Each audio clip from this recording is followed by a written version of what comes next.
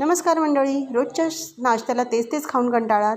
तर मग आज आपण बनवणार आहोत अतिशय पौष्टिक, प्रोटीन आणि आयर्नने भरपूर असलेल्या कडधान्यांचं आणि शेवग्याच्या पाल्याचं खमंग थालीपीठ. शेवग्याची पानं म्हणजेच मोरिंगा लीव्स हे निसर्गानं आपल्याला दिलेले एक वरदानच आहे, ज्याला आज जगभरात सुपर फूड म्हणून ओळखलं जातं. या पाल्यामध्ये शरीरासाठी आवश्यक असणारे व्हिटॅमिन्स, मिनरल्स आणि अँटीऑक्सिडंट भरपूर प्रमाणात आहेत. शेवग्याच्या पाला म्हणजेच एक पौष्टिक तत्वांचा एक खजिनाच आहे जणू. चला तर मग रेसिपीला सुरुवात करूया. तर आपण यासाठी घेतलेलं साहित्य आहे मोड आलेली कडधान्ये, मिक्स कडधान्ये घेतले, मूग, मटकी आणि मसूर, आणि शेवग्याचा पाला घेतलेला आहे स्वच्छ धुवून. याशिवाय आपण यामध्ये घेणार आहोत अजून बारीक चिरलेला कांदा, थोडंसं आलं आणि लसूण. अगदी अतिशय पटकन होणारी रेसिपी, टेस्टी, खुसखुशीत आणि छान होतात. तर बघूया, चला तर सुरू करूया रेसिपीला. तर ह्यामध्ये मिक्सरच्या भांड्यामध्ये मी हे मिक्स कडधान्यांचं मोड घेतलेले आहेत. त्यामध्ये मी आता हे टाकणार आहे, आलं आणि लसूण टाकणार आहे. याशिवाय मी यामध्ये हळद, मीठ आणि थोडेसे जिरे म्हणजे या वाटणामध्येच टाकणार आहे आणि बारीक फिरवून घेणार आहे. त्यामध्येच आता हा शेवग्याचा पाला कोणी चिरून पण टाकू शकता, बारीक चिरून त्यामध्ये घालू शकता. पण मी आता काय करत आहे की मी हळद, मीठ घातलेलं आहे, तर मी हा शेवग्याचा पाला तो अखंडच त्यामध्येच एकाच भांड्यामध्ये हे सर्व वाटण करून घेणार आहे मी. तर मी आता यामध्ये शेवग्याचा पाला टाकूनही फिरवून घेते. तर मी आता हे मिक्सरला फिरवून घेते. फिरवल्यानंतर आपलं हे मिक्सर तयार झालेलं आहे.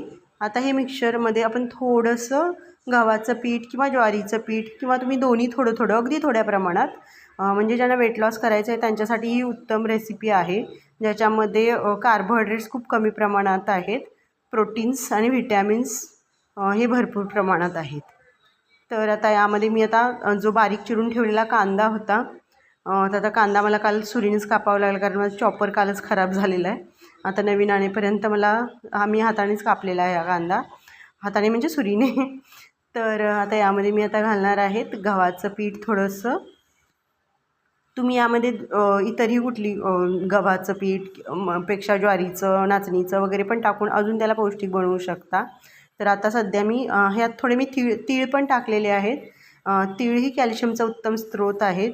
जनरली कुठलेही थालीपीठं किंवा पराठे असतील तर मी त्यात आवर्जून तीळ घालते, म्हणजे अनायासे ते तुमच्या पोटात जातात आणि तुमच्या कॅल्शियमच्या कमीला ते कमी ओव्हरलॅप करतं.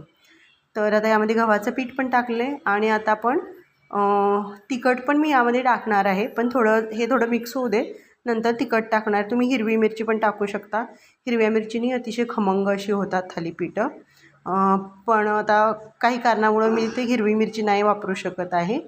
तर आता यामध्ये मी थोडंसं लाल तिखट, म्हणजे जे मसाल्याचं आमचं कोल्हापुरी तिखट आहे तेच टाकून घेते आणि मळून घेते. छानपैकी मळून घ्यायची. अगदी 5 ते 10 मिनटात होणारी रेसिपी आहे. फक्त पूर्वतयारी म्हणजे की तुम्ही आदल्या दिवशी रात्री ते मोड आणायला भिजत घाला कडधान्य, त्यानंतर तुमची रेसिपी लवकरात लवकर तयार होईल. तर छानपैकी मळून घ्या. अगदी हातालाच तुमच्या जाणवतं की ते पीठ किती खुसखुशीत आहे, त्यामध्ये चिकटपणा खूप कमी असतो. थोडं थापायला जड जातं, पण जड म्हणण्यापेक्षा थोडंसं ते चिकटपणा कमी असल्यामुळे थापण्यासाठी त्याचे तार बनत नाही. तर आता आपण हे तव्यावरती हे थापून घेणार आहे. आता हे मी थापून घेण्याचा व्हिडिओ माझा शूट करायचा राहून गेलेला होता. तर अशा तऱ्हेने मी छोटंसं थालीपीठ आता इथे थापून घेतलेलं आहे. अशा प्रकारे तुम्ही मोठंही घेऊ शकता. मी जनरली थालीपीठं छोटीच बनवते, कारण ती थोडीशी जाड असतात. म्हणजे आपण गव्हाच्या चपातीसाठी जेवढा गोळा घेतो ना, तर तेवढाच गोळा घेऊन मी थालीपीठं बनवत असते. आणि याला आता मध्ये थोडेसे होल पाडून घेत आहे. आता यामध्ये आपण तेलाचा कुठेही वापर करत नाही आहोत. आणि ह्या होलांमध्ये मी आता तूप सोडत आहे, थोडं तूप सोडत आहे. म्हणजे अतिशय पौष्टिक आणि खरंच वेट लॉससाठी उत्तम अशी रेसिपी आहे. नक्की सर्वांनी ट्राय करून बघा. तर आता मी यामध्ये तूप टाकून ठेवलेलं आहे आणि आता आपण हे शेकून घेऊया. तर मी आता हे शेकून घेतले. आता एका वेळेला एकच बनतं तवा तवा गरम होतो त्यामुळे. तर मी दोन्ही तव्यावरती 2 लावून घेतलेली आहेत. म्हणजे ॲटलिस्ट एका वेळेला 2 माणसांसाठी तयार होऊ शकतात. अशा प्रकारे आपले